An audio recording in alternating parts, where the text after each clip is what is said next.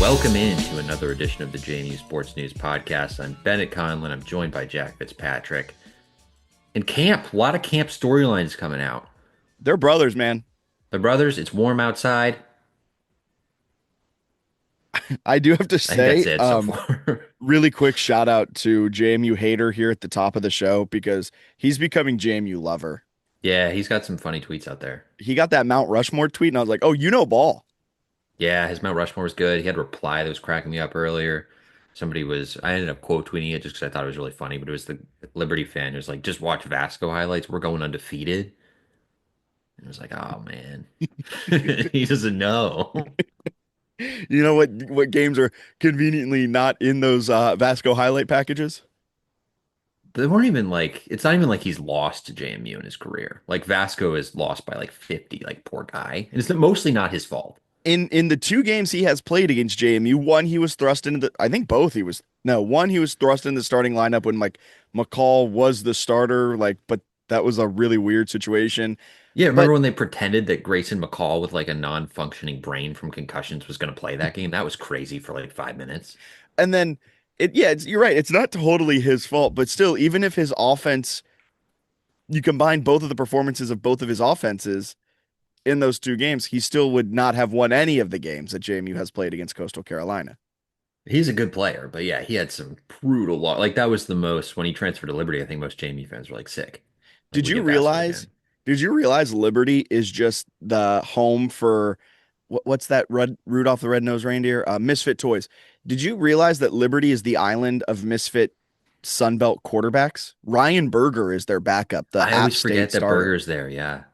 who then got dethroned by Aguilar, who's now with Todd Centeio and Tino Sunseri out at UCLA.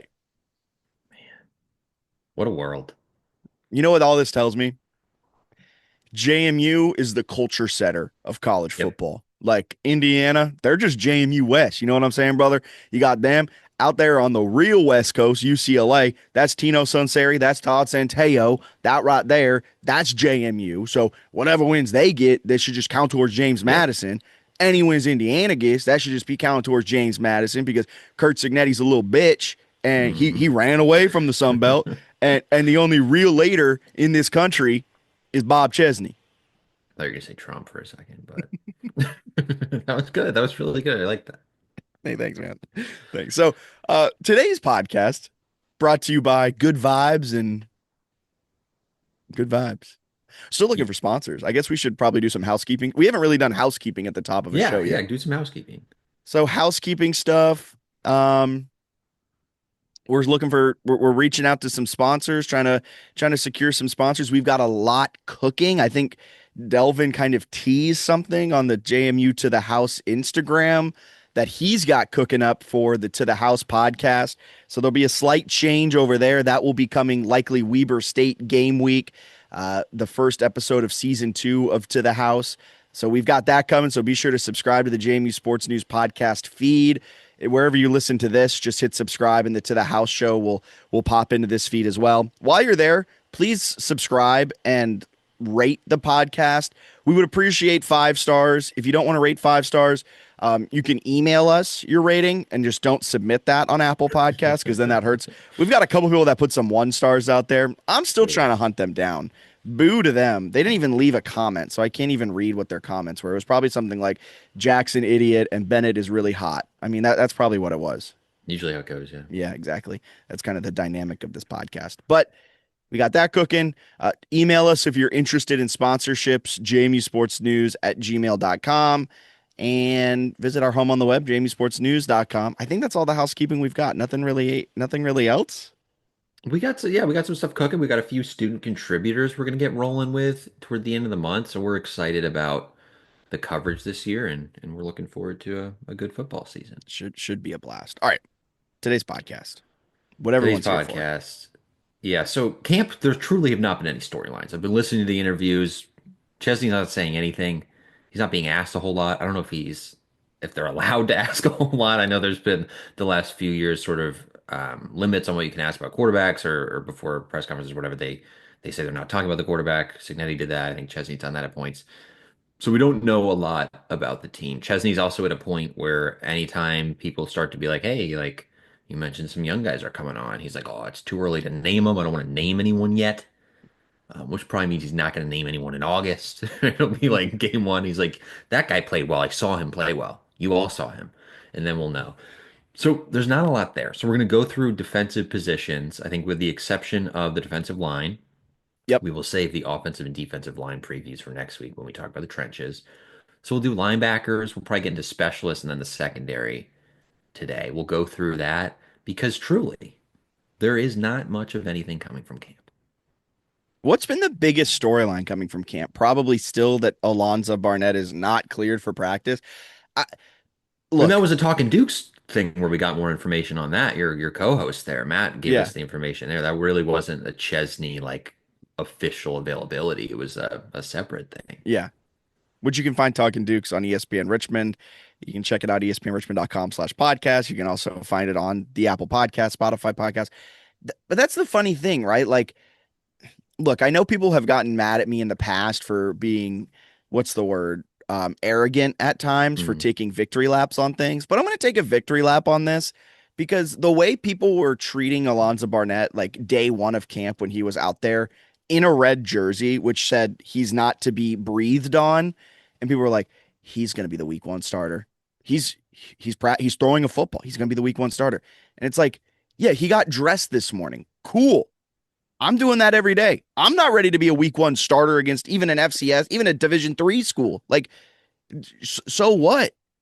He still needs to clear a pretty massive hurdle, which we have not strayed from in our reporting that it won't be until week 1 or 2 that he even gets cleared for contact. And he's still not cleared for contact. That's the biggest storyline that's come out of camp.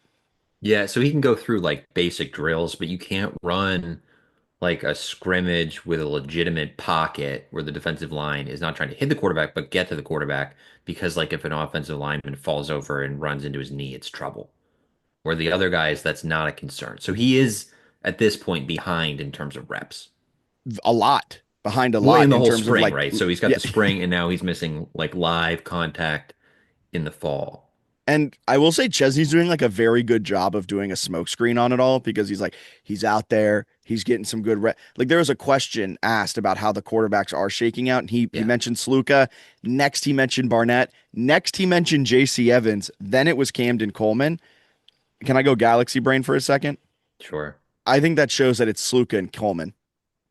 Like, I think it's definitely those two. Yeah. well, I know like it is those two, but like the way that he specifically mentioned like Coleman even after JC Evans and was like, Cam, he got here and he's just working really hard. Like to me, it's almost like trying to throw everyone off the scent that he's even throw people off the scent. Like the Weber State coaches are listening to every single availability, taking note. Oh, they're buying up any Phil Steele and looking at the depth charts. But you know what I'm saying. Yeah, I think Coleman's probably the dark horse sleeper still in this. There's sort of like an expectation, I think, by a lot of people, myself maybe included, that he's a redshirt candidate.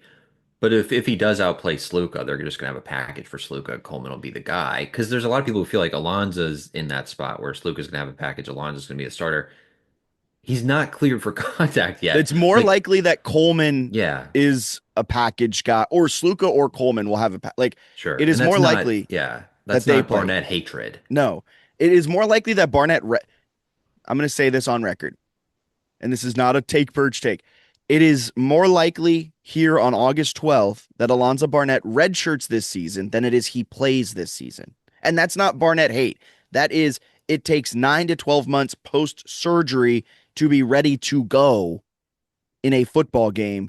Left tackle, right tackle, quarterback, running back, it doesn't matter. It's a 9 to 12 month recovery process before you're cleared for football related activities.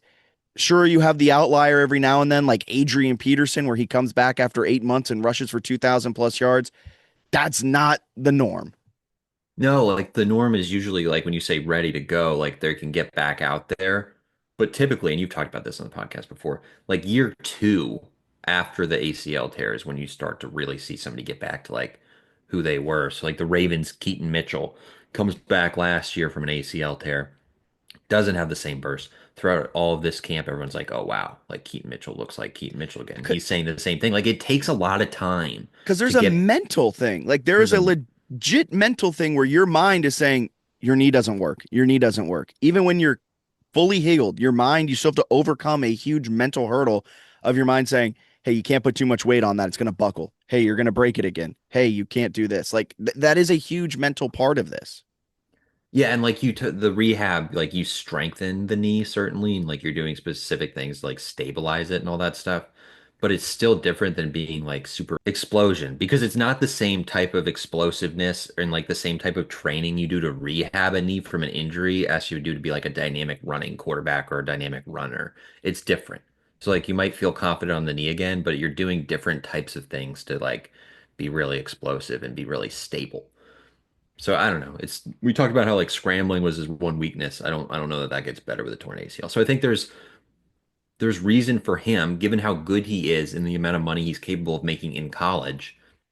There's reason for Barnett to like want to use a medical red shirt if you get into a few weeks into the season, he's not able to play. 1000%. And that's not, again, Barnett hatred. This is just a realistic outlook on it all. All right. So on the defensive side, we're going to take a look at the linebackers and the defensive backs. Starting with the linebackers, Trent Hendrick is kind of the cornerstone there. He is the older guy, Richmond product, played his high school ball at St. Christopher's, has now kind of grown each year at JMU, now culminating in being, I would expect, a captain and one of the vocal leaders and one of the mental leaders, all of that on the defensive side of the football. And he's cornered with Gannon Weathersby. JT Kwame Yao is out there on the linebacking core. He's one of my guys, extremely athletic Division II Shepherd transfer. And then am I leaving out another linebacker that should get some good run? They brought a couple in the portal, Jaden Studio and Drew Spinagati, Holy Cross for Spinagati, Kent State for Studio, that I think will rotate in, but they're certainly, I would say, um, but like backups. I think Hendrick, Weathersby, and Kwame Yao are probably your top three, and then Trayshawn Dye I would consider to be my guy, a redshirt freshman that I hope gets some run. Yeah, the 6 foot 227 New Jersey native. All I Beast. remember from Trayshawn Dye is his picture of his before and after last season when he comes on campus. And like 3 months later, they always post like the before Oh and yeah, afters. yeah. And his before was him not flexing, and his after was just him flexing. Those photos are always the best. It's always not flexing, and then 3 months later, they're just flexing as No, hard like as the they can. lighting is different. Yeah, Yeah, it's like underlit, so you see like the right. muscles. The other one's like straight forward, so everything is flat. Those are my favorite things in the world. And I guess the other one, Brandon Feek's an interesting one. Redshirt senior has been around for a really long time. I think he'll probably get some run on special teams and maybe breaks into the rotation as well. So the linebacking core, I'm pretty confident in it. I think they've got the athleticism with Gannon Weathersby, JT Kwame Yao. Like I think they've got some good athletes in the linebacking core. And then Trent Hendrick is just kind of an old school style linebacker, good sideline to sideline, not high athleticism, but just a very good tackler, very good in the open space, and is just kind of a cornerstone that you feel comfortable playing around on the defensive side. Yep. Daniel Merriman, as we work our way into some listener questions, throw 'em in, had asked us what JMU defenders could finish the year with 50 plus tackles. I feel like Hendrick's probably the easiest pick, right? Of anybody on the defense. Yeah, Hendrick 100%. And I think Hendrick kind of like Dobbs will play that similar role as Dobbs did last year. I also think Weathersby might be the like highest upside linebacker on the team. Like he looked so good in the bowl game. He really flashed. He's added a Yeah, little bit of weight. His athleticism is a little more than Hendricks. Hendricks so solid, everybody trusts him. But Weathersby's a freak, man. I think he's got a ton of potential. 1000%. So that's kind of quick on the linebackers because I think there's more to be talked about on the defensive backside because I think there are more questions specifically when it comes to corner. Like Yeah. they brought in some guys, right? Mekhi Rogers, Chance Harley, Elijah Culp, three transfers that are expected to get some heavy usage this season. But then you've also got guys like Justin Eaglin who were there last year, and you there's a lot of question marks there. There's not a lot of returning production in the cornerback room. Rodray McWilliams, a freshman that was brought in. Jamari Seldon, a redshirt junior that's been there for quite some time. So you've got a lot of names. Milt Ferguson is a redshirt freshman. So you've got some guys in the cornerback room, but you just don't have a lot of guys that have played a lot of snaps in a JMU uniform. Probably your most experienced JMU player is Justin Eaglin, who started last season as the starter, but Yeah. was kind of phased out by the end of the 2024 year. Yeah, I got some questions about corner.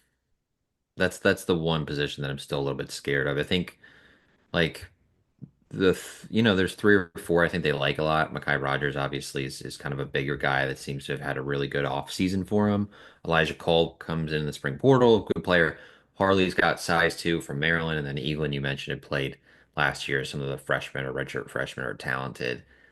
It would have been nice if Chauncey Logan stayed. Well, that would have been nice to have one more like proven guy that you know what you're going to get out of him. In that case, though, maybe Culp doesn't come in because it's harder to get playing time. But it's one where like if you have an injury or two, you're maybe a little fearful pretty quick. Yeah, it's not that deep of a room. When you're scrolling through the roster, like linebacker, you've got like six guys. Quarterback, you've have five guys. Right. Safety, you have a lot of guys. And then you scroll through corner and you're like, oh, there's like six guys on the roster who I think like maybe five guys on the roster who you're like, oh, can play this Right. year. Right. And Yeah, there's some questions. we don't know what the Colin Hitchler defense really fully is. Not if he's a guy that, uses safeties in the passing game a lot, how he utilizes them. I mean, I remember, what was it, Houston who used a spur, or was that Signetti who used like a star? Yeah, they both sort of did a little bit of that. Yeah. And then last year you kind of had the nickel guy who was a safety who kind of Yeah. roam around in the box a little bit. I don't know what Hitchler's approach is, but it kind of makes me think he likes to run with two corners and then use like three safeties.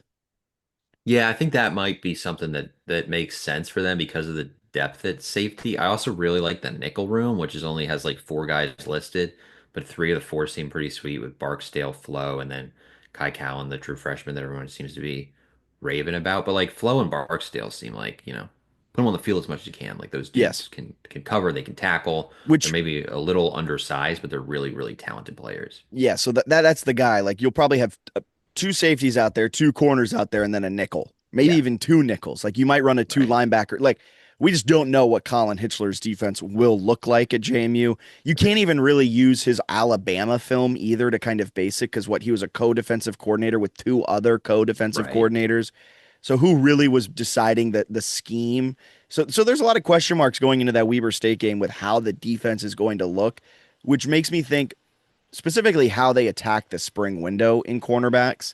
They weren't offering a lot. So it Mm-mm. seemed like they went out, got their guy. Sorry, the dogs are barking upstairs and it gave me quite a fright. Um, like lost my train of thought. They didn't go out and get another corner or offer like five corners in the spring portals area. The dogs really threw me off, man. But they got it good with the safeties and the nickels. Yeah, they do. I mean, safety's like absurdly deep. Jacob Thomas is your headliner, but then you have a million kind of other options. Curtis Harris Lopez, probably the other starter coming in from Holy Cross. But Kai Holmes was a starter alongside Thomas to start last season. Tyler Brown was getting a lot of work in the bowl game. Really good player. They bring in TJ McGill from William and Mary, who's I a good love TJ player. McGill.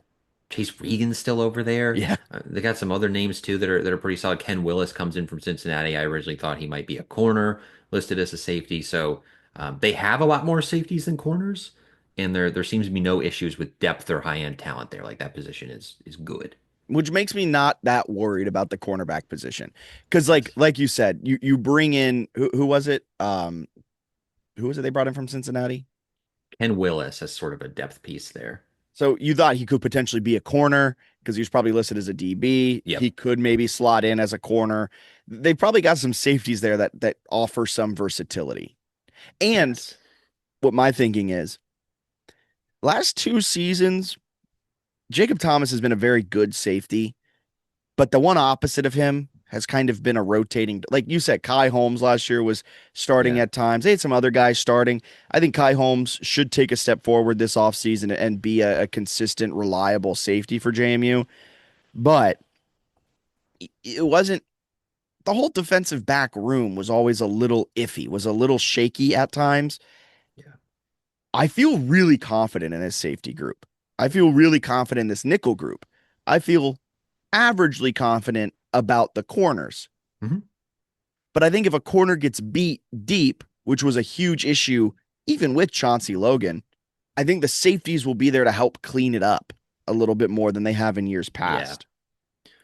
I think that's fair. I think they have the ability to run like more zone if they want to, because they had also done that in the past, right? Where maybe the corner was one of the weaker positions on the defense, and they're like, what if we just ran like strictly man to man and left guys on islands? I was like, Yes. oh, okay.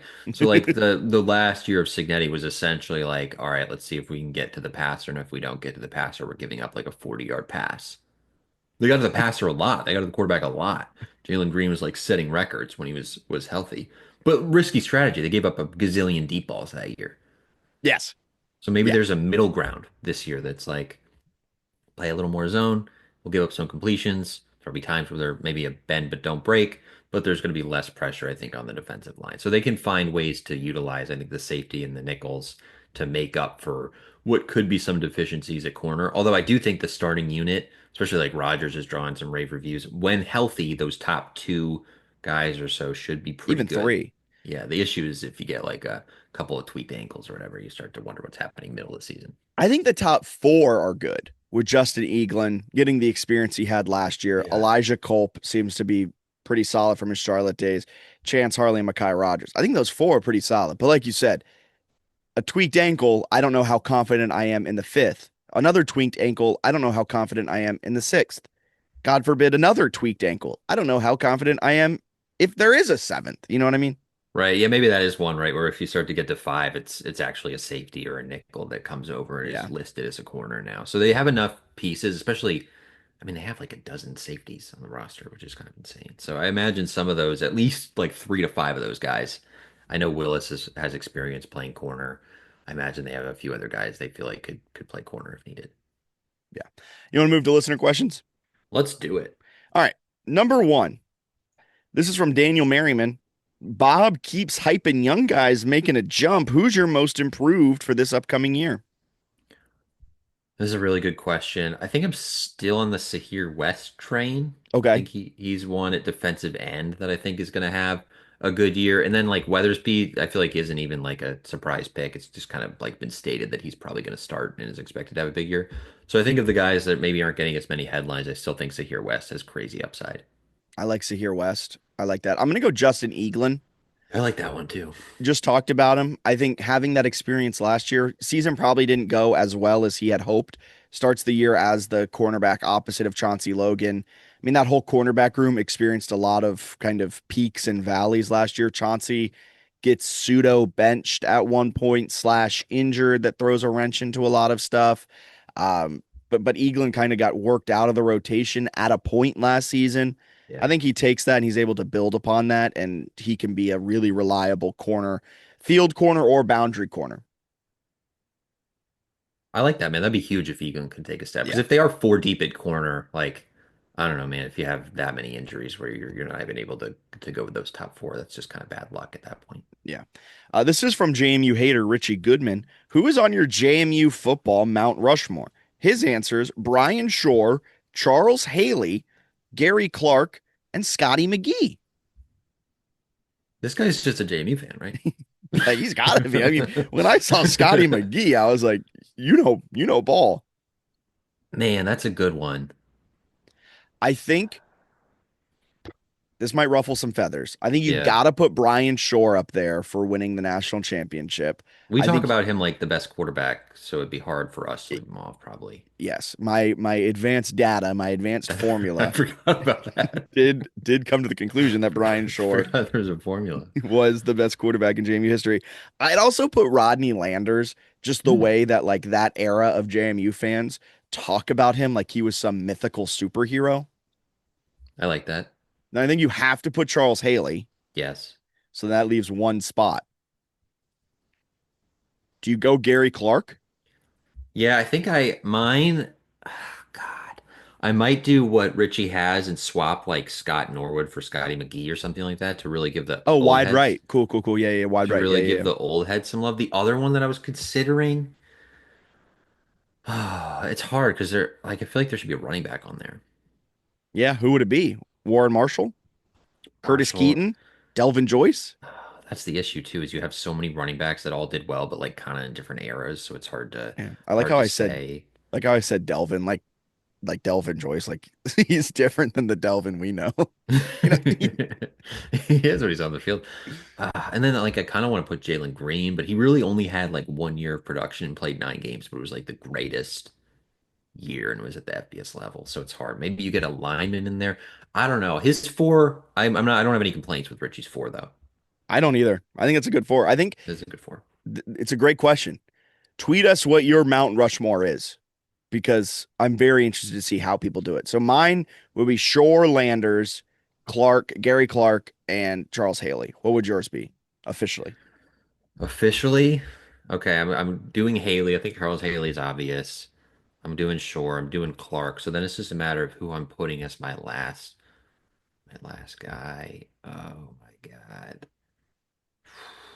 Trying to think if I'm missing anyone else. The other thing that's tough is like I think there are a couple guys that I would have had on there if they didn't go to Indiana, to be honest. Yeah, Elijah Surratt, Aiden Fisher, James Pons. Carpenter. Pons is just on my it's such a bummer that my two guys, Chauncey and Pons, those were like I was in love with those guys as players and Yeah, to you see kind of them. faded on Chauncey though.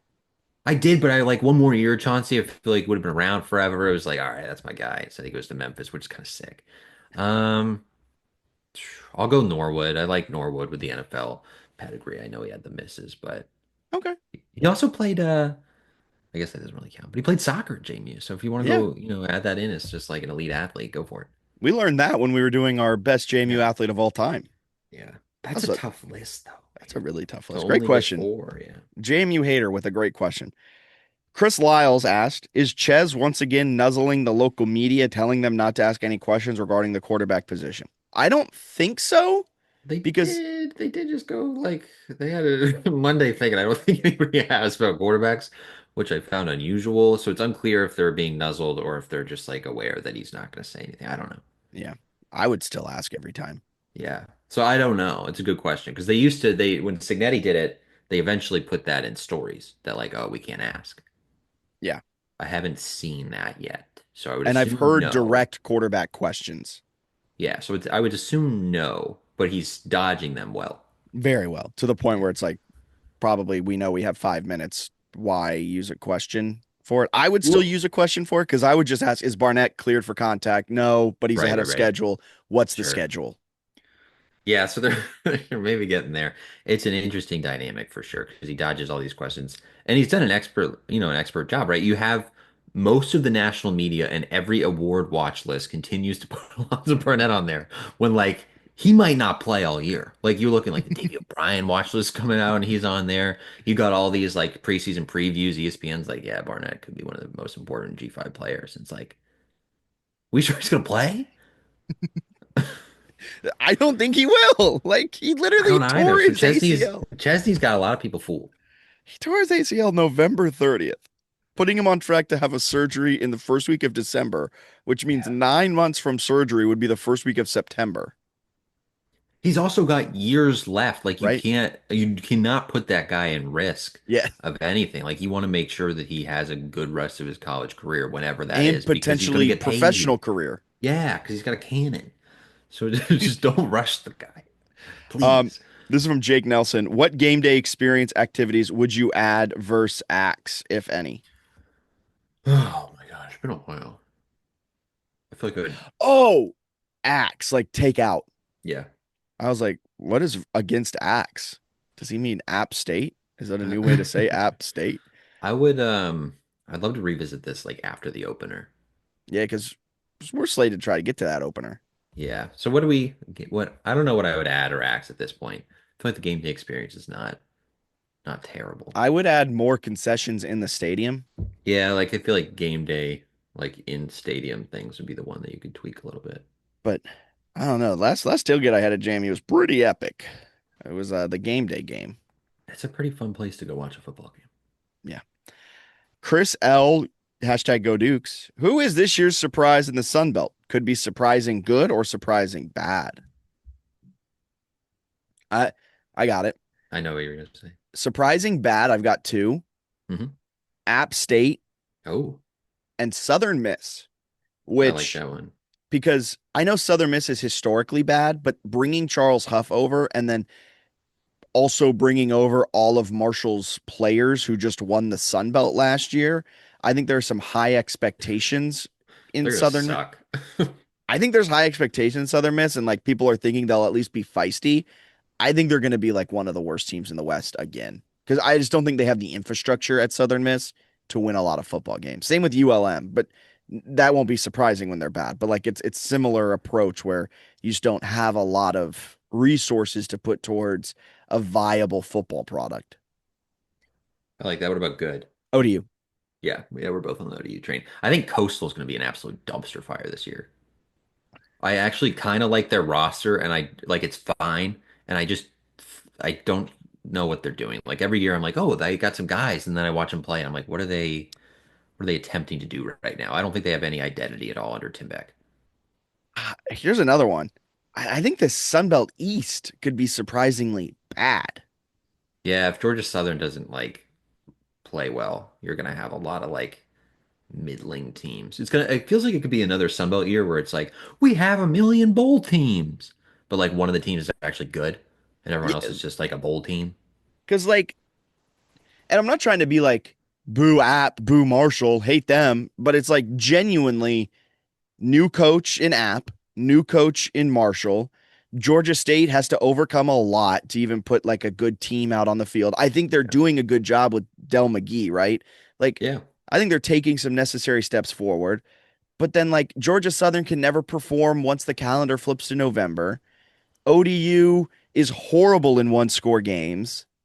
JMU is like the only team that I feel confident will win 9+ games. Every other team, I'm like, well, yeah, they could, but they also could lose 9 games. I feel like there's gonna be a ton of Sun Belt teams with between like 5 and 7 wins this year. Yeah. All right. Next question is from Edward R. Murrow from the grave. In 19 days, who will be JMU starting quarterback? Then versus Louisville and against Liberty. What's the deal with the Sluka hate? No, like for real, everyone's like, yeah, for sure. Sluka will start week 1 and then they bench him. And it's like, what are we talking about here? Sluka's the dude. He's been the dude. They brought him in to be the dude. Alonzo's knee doesn't work yet. Cam's a dog. I love Cam. We love Cam. I have no qualms if Cam is the guy. But like people act like Sluka's like passing like me or like he like got a hand tied behind his back. He's a fine passer and he's probably one of the top like 2 to 3 rushing quarterbacks of the G5 and the other ones like play for service academies. Yeah. I mean, Luka's gonna start. Luka's starting. Luka's starting. Start. I'll be happy to be wrong if Cam gets the job because if Cam gets the job, I think Cam's like an NFL player. Like if he beats out Sluka his first year at the FBS level, then yeah, Cam's an NFL player. I do love Cam because every year that he was the 2 years he was at Richmond, and then if he happens to beat out Sluka this offseason too, he will have had the deck of cards stacked against him every year he goes into a quarterback competition and won it every year. Like as a freshman, Wickersham gets out there and he's not performing great. Coleman gets a couple of opportunities and takes the starting job from him. Year two, they want to redshirt Camden Coleman so they can have him for an extra year of eligibility, a common practice at the FCS level. He goes out there and he just outright wins the competition from Kyle Wickersham at that point, a senior into the year. Then this year, if he beats out Sluka, they bring in Coleman and Sluka at the same time. They both announce their commitment within 5 minutes of one another. Sluka is this guy who's played 4 years with this coach, 3 years with this coach. He's expected to be the dude, and then he would beat him out. Like that would be a very impressive track record for a true junior to be just taking these competitions over each and every year. With that being said, whoever starts week one is going to start week two and week three and week four and week five and week six and week seven, week eight, week nine, week 10, week 11, and week 12, and the bowl game, barring some sort of injury. They're not running like an eight quarterback system. They're not gonna. Do you know how hard it is to play your opener against an FCS team and they get benched? It's really Ask fucking hard. Alonzo Barnett. It's really hard. Okay, like he was. So then he said he had the yips. Like the only way he gets benched is if he like loses it a little bit mentally. And if you're playing, a big ACC team in week two, which they're doing. But it's so hard, especially if you're Sluka, to lose the job from week one to week two because your main thing is just running the ball, and your offensive line should beat the crap out of Weber State. So you're probably running through huge holes unless he gets the yips in terms of like one foot in front of the other, which is highly unlikely given how like brains work of fully Also, developed adults. He's going to be the starting quarterback. I don't get it, man. I don't get it. like even if he has a downright bad game, Yeah. the coaches know him. So like they'd be like, "Oh, we'll chalk that up as a rare bad game from Sluka." And you know who's starting week 2? Sluka. Because we know that he will bounce back because that's what we had him do at Holy Cross for 3 years. Eh, I also don't understand. Like, I feel like we've done this every year with this quarterback competition. Whether it was Signetti or Chesney last year. Well, what if this quarterback starts week 1 to throw him off, and then that sets us up well for Louisville in week 2? You know what Chesney's not thinking about? The whole coaching staff is not thinking about, and they may say it, and you may chalk it up as coach speak, but talking with enough coaches, they are lunatics. Weber State is the only game on their mind. Like, they aren't thinking, how can we outsmart Weber State and then Yes. beat out Louisville too, and with one fail swoop? They're like, how the f do we win against Weber State? That is all they are worried about. Right, they do like advanced scouts on Louisville, but when you get into the game week, there you have to focus on the game so that you play well that game, execute. That's also how you get better week to week. You only have 12 of these. So you gotta like really Like, pile everything into that one game to make sure that you're improving as a team. That's what they're going to do. I don't think they're changing starters week to week. I also don't think like Alonzo getting cleared, they're gonna be like, now it's your show, man. Like that's not how it works. They're not gonna be like, hey, you know how we're 2-1 and we beat Liberty and we lost to Louisville in a close game and the offense is cruising? What if we had a new quarterback? Like that's highly unlikely that they're going to give it to Alonso on like week four. If he's not there week one, barring injury or just horrendous quarterback play, it's not his year. yeah, well put. Drew asked, is this team getting too much preseason hype?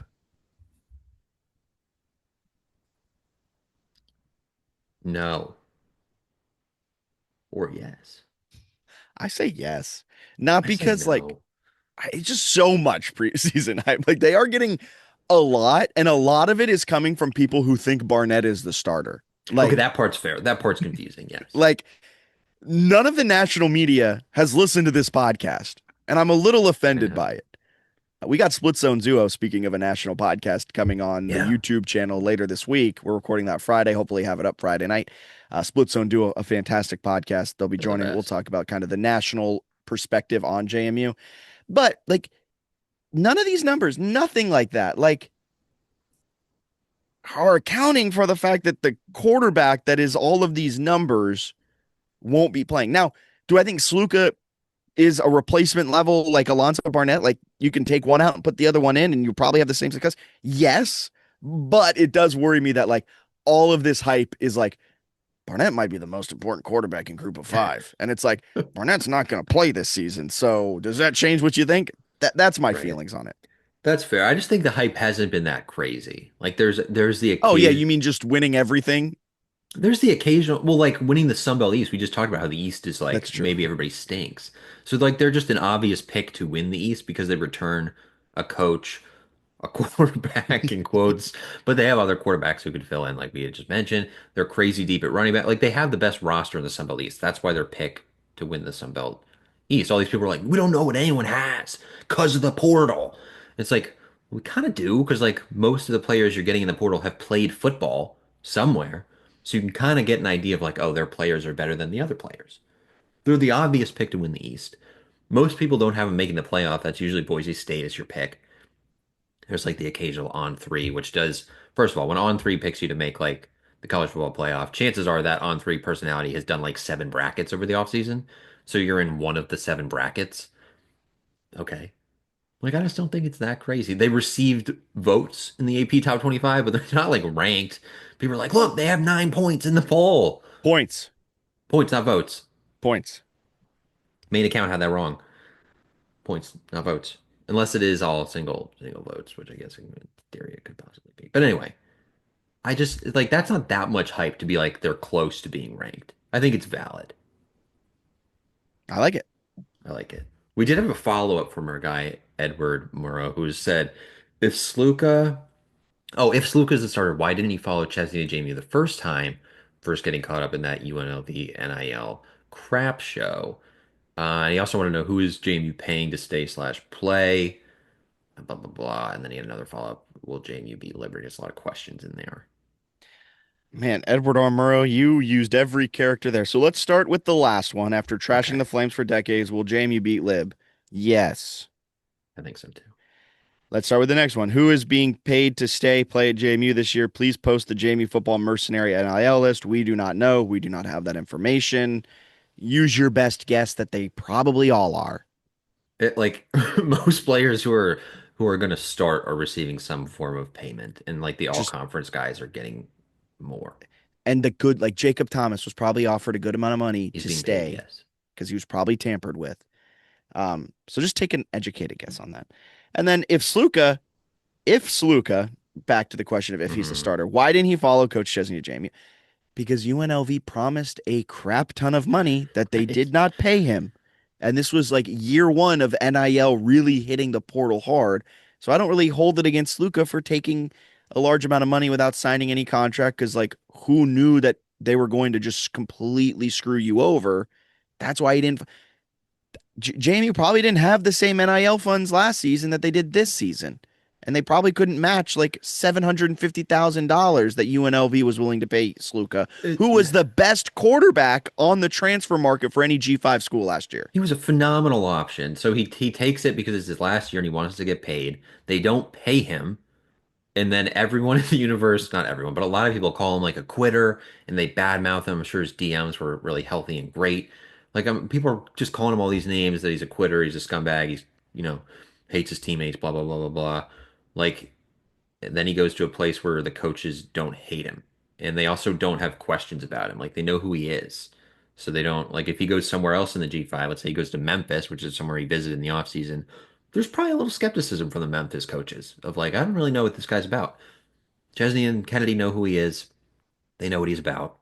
So he gets to end his career probably making some sort of money, but then also like feeling comfortable that people don't think he's a quitter, bad teammate. Yes. That was very well put, Bennett. Thank Very you, good. sir. James Madison Sports. That's a really unique name. Will JMU be ranked if they beat Louisville, considering they just got votes in the AP preseason top 25?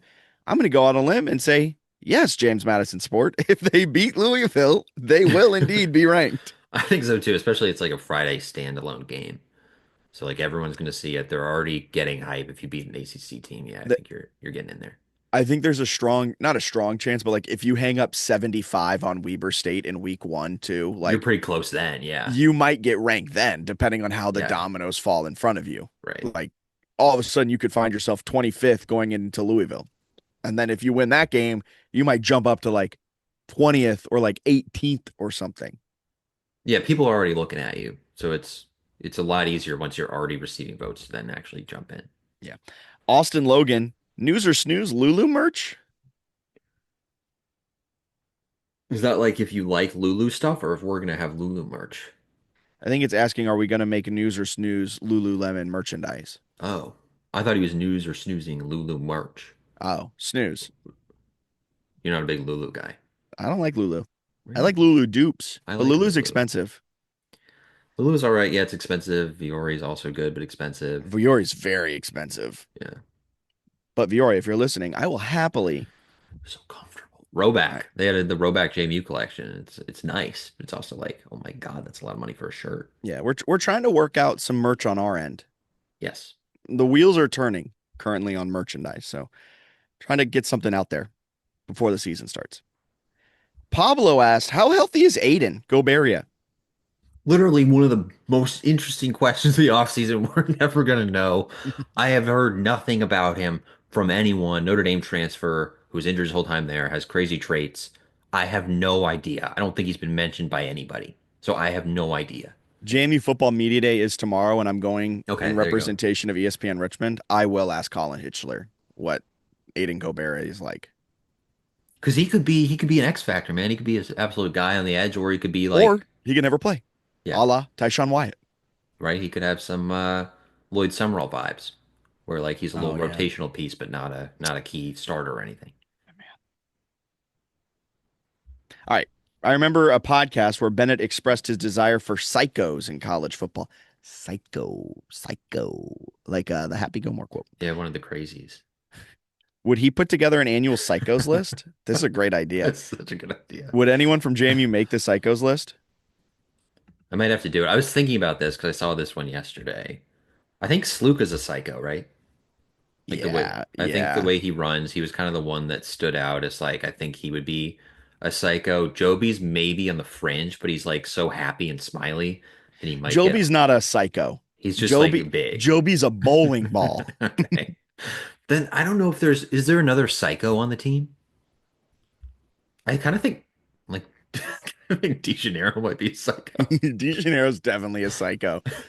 Based off of our interview with JT Kwame Yao, Yeah, he might be a psycho he could be considering psycho. I think he was our longest interview ever, and it like doubled up our next longest. Like the dude loves Yeah. ball. Yeah, he's up there. Then the other one, I think, just for the face paint alone, was Gannon Weathersby. Weathersby, yep. Yeah, so he was considered. And then there's definitely an offensive lineman who's a psycho. I think the issue though is they have a lot of like big, athletic, strong guys who would fit the mold, but are just like super nice. Like Emmanuel Bush, like his interviews, he's just He's like the nicest, softest spoken guy. It's like I can't believe on my psychos list. You know who I think would have been a great addition to the psycho list, but unfortunately no longer plays for James Madison University? Go ahead. Eric O'Neill. O'Neill's a psycho based on the arrows alone. Oh man, what a weird celebration. That didn't get flagged, did it? No. Those refs were sweet. Do you remember somebody else did something? Oh, Kyrie Mann's like got a sack and then like punted a football. Like he like grabbed the ball or something, like punted it into the stands or threw it into the stands. And I remember Barksdale put his hands on his head in front of the ref, like, "Oh no, clear penalty." And the ref was just like, "I don't, I don't care." Do you think refs in bowl games are like, don't flag excessive celebration? Those guys seemed like it was like, let's wrap this up, let's hang out in Boca, and then let's go to whatever our next gig is. Because Eric O'Neill shot a man in the face with fake arrows repeatedly. Multiple. He's shooting multiple guys. He shot the quarterback when he was down. He got pushed, and then he shot the other guy in the face. And the refs are just like, sick. They're like, yo, yeah, good stuff. I haven't seen that one yet this season. The refs were like close to pulling out their own arrows and just firing at guys. Like And just banging a fake arrow fight between the two sides instead they of were the doing it on both Pokeball. teams. They were just Yeah. firing at everybody. It seemed like they might do that for a while. Huh. All right. Anything else you got to add? No, but this is one. Keep this in mind when you're at media day to see if there are any psychos out there. Also, if you want to like, if you're a JMU player or you're a fan and you want to nominate some psychos, let me know because I'd love to know more about the psychos. Nominate psychos in our Twitter DMs or email us, jamiesportsnews@gmail.com.